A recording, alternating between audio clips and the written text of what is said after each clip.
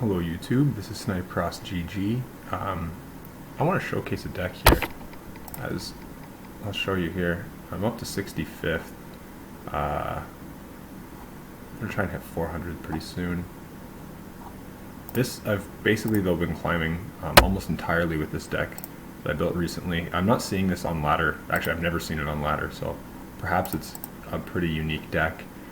There used to be a version where people were running things with Darius and just basically teching Targon for Pale Cascade, but this deck is relying primarily on, well, I shouldn't say primarily, it's closer to a 50-50 split. So I'm still running the Draven, but I'm actually running Zoe. These Starry Scamps for 0 cost are pretty crazy. So if you get a Spacey Sketcher, you can drop this as well. This is basically the most aggro deck I think I've ever built or played, and I've played a lot of aggro. When I got up to top 10, that's when I was playing Pirate Burn. So I'm used to playing aggro, but this is like hyper aggressive. So we have these for burn damage. This really goes well with a Draven Axe, of course, especially if you're really wide on the board, so the crowd favorite is here as well. Anyway, I'll get started into a game. As you can see, there's also like a lot of 1-drops. I have, what is this? 14 1-drops. Yeah. And then I guess 9 2-drops, but he's not really a 2-drop. He's usually a 0-drop. Or at least I save him until he's a 0-drop. But yeah, anyway, we'll see how this goes. I have no idea what I'll be facing, but we'll give it a shot. I've been seeing a lot less of TF Fizz recently. Mind you, if I were to play a TF Fizz deck, I'd be quite happy because I think I could kill it before it even comes close to doing really anything to me. Yeah, even though people were calling it like a tier 0 deck. For the tournament that actually just happened, I ran a really, I think, good lineup to shut that deck down. Okay, so this could be interesting as well, because, I mean, Fiora could kill me. If I have a Fervor, I might keep it. Normally I would ditch it. Okay.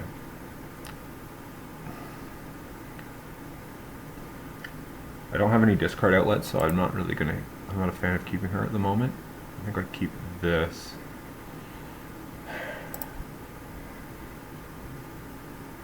Okay, so I got the Draven anyway. That actually, though, makes this decision easy, because I was contemplating whether I play this or this. I'm going to go for the 3 damage really early.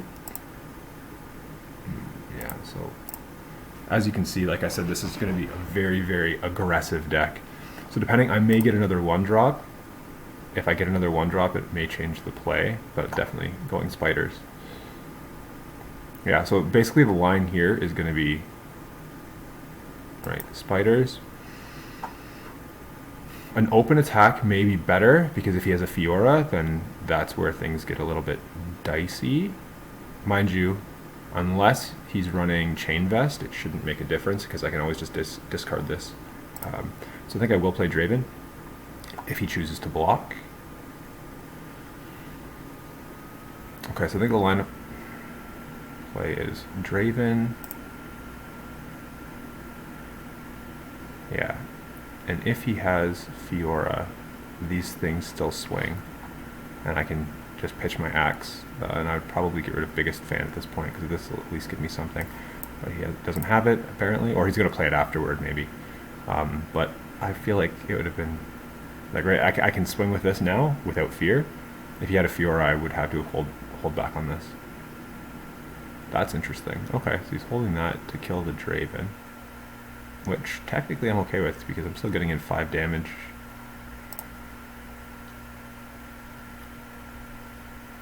And getting an Axe. So yeah, that's an okay result for me. And the repost is gone, so I don't have to worry about that on the. Sure. Okay, this is nice now actually. So my line of play, I might end up, depending, like if he plays a Fiora here, it's going to be a little bit different. Oh wow. Well, I'm not passing this up, actually. You know what? I'm going to play this here. Because I'd much rather discard this than an axe. The axes are at least more versatile. This is not doing, like, this literally does nothing in the deck other than give me discard stuff for axes. There's the QR. So he'll probably pull a 1.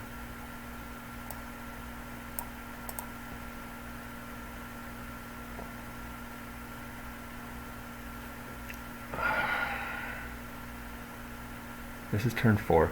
So I could... No. I think I go here. Crescent Strike is very tempting, though, I'm not going to lie. It's very, very tempting. The thing is, like... Just say, is that really the pull he can make? I think he's going to pass. Which I'm fine with if he does. I mean, I'll actually be quite happy. Because it... Interesting. That's very interesting. Like, does he have a chain vest?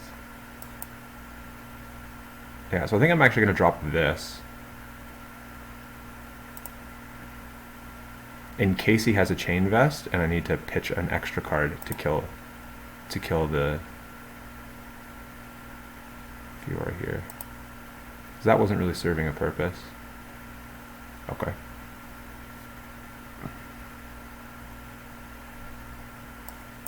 Yeah. So as you can see, I've got a very wide board, and Crowd Favorite is coming into play. Now I've got extra burn damage as well. And that is a big unit. I mean, he might have, it's very well he could have a, yeah, I was going to say a Hush. But I don't, like, it's coming back next turn. It's coming back next turn. If I want it to. I could kill the Aphelios right here. Do I kill the Aphelios and pitch my spiders? I think that's probably the best play. Right? Gotta be. Keep him there. 6.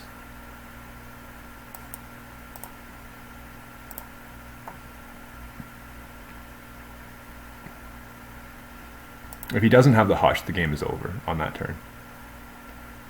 Okay, so he's at 8. That'll get him to 4. Here's the other thing, too, about this deck, though. What I find very impressive about it is, though I'm burning out my hand very quickly, and I'm basically left with no hand always, that might come in handy. The thing is, they always have to basically be spending maximum amount of mana to stay in the game, which I find pretty sweet. Right, and now he's at 4.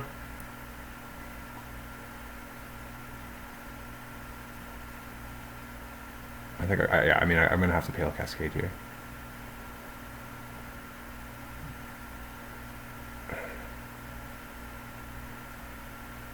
Is he going to stun this? No, he's not. Okay. Is he going to pull it? Okay, so that may be just game ending for him. Because that saves him and I draw. I can't play the vision yet, but I'm pretty sure that's going to be game now.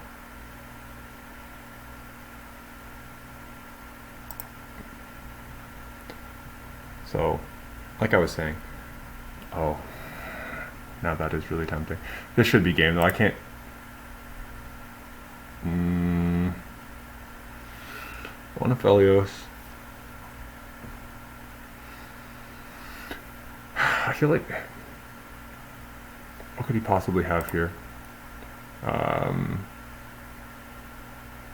Yeah, I think gives him 5 health. That would actually potentially save him if he had it also. He's got 8 mana, so it is possible. Okay.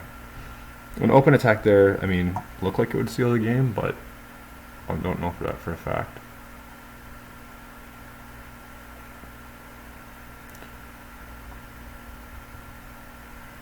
Yeah, okay.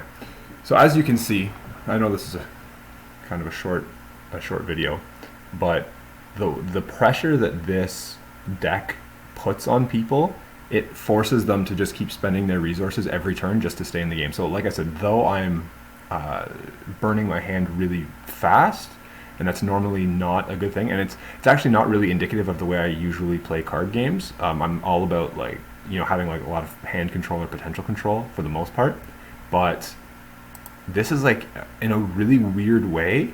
This feels kind of like an aggro control deck, even though the control is like indirect. It's like I'm controlling their mana output that they can't develop because they're constantly having to respond to a wide board. So the way to beat the deck that I'm playing is you want to be able to stabilize quickly, right? And so that's why I wasn't sure if the Fiora was going to be able to stabilize against me or not. Because there's always the threat of her killing a few units and then like single combating something, and that really does hurt a wide board. But her weakness, of course, is she's constantly going to be costing 3 mana, and all of my units have 2 attack, basically. There are a few that have 1, like the Spiderling, obviously, only has 1, as well as the Spacey Sketcher. But, with an axe and one second, I'll show you. So with an axe, right, even a Spacey Sketcher is at 1, but if I have an axe and discard a vision, then that's already up to 3, which I've done many, many times, killing units with 3 when they try to block the 1. So yeah, you could of course save it and try and go face and get 1 extra damage in, but you gotta look at it this way, right? It's like 1 extra damage. I mean, there are times obviously that it's the smart play if you have game in your hand with direct burn damage or something, but in general, it's like, okay, I've cleared the board of their blockers. If they have no blockers and I've got a bunch of units, even if they're 1s, right, you're hitting for 5-6 damage. That makes a big difference every turn.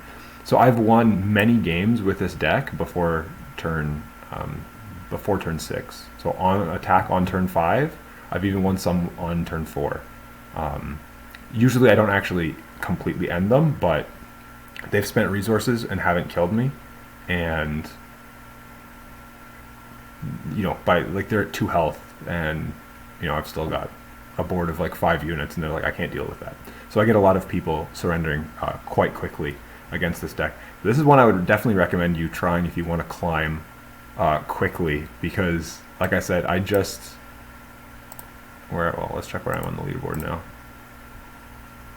Okay, 59. So yeah, I gotta hit, one more win will get me into 400s. So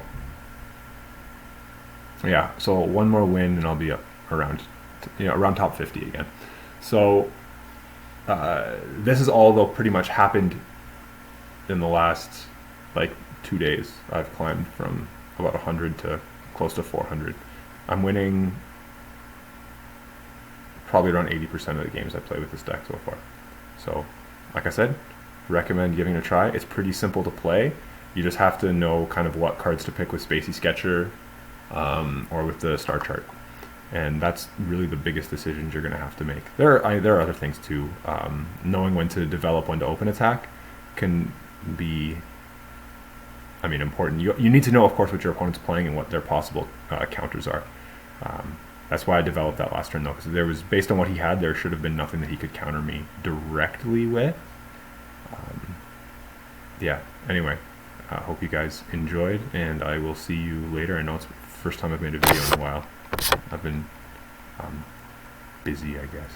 Okay, anyway, enjoy the rest of your day or night, or I don't know, whenever you're watching this. See ya.